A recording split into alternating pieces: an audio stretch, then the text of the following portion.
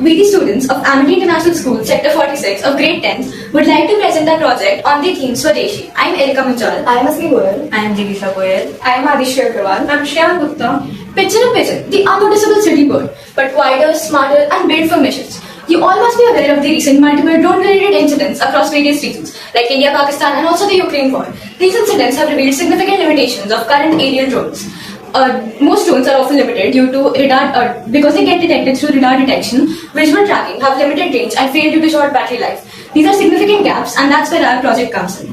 Greetings judges, we are the S2 aviators. We seek to put forward a futuristic idea of perch, pigeon-based equipment for reconnaissance and covert hovercams.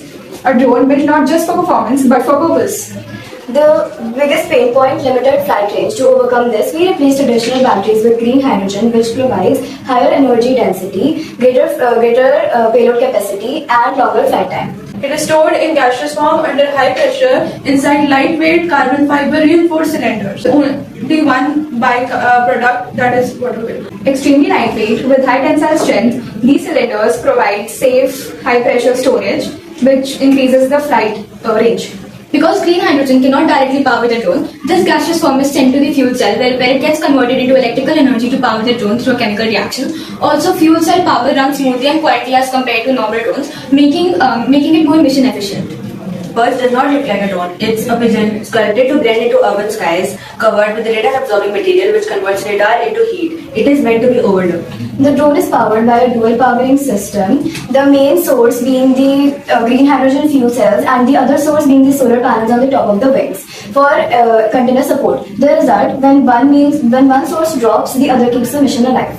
The wing is divided into two parts. The first part has rotors which provide thrust and airflow. The second part ensures realistic wing assembly of the drone, which is connected to the servo motors present inside the drone.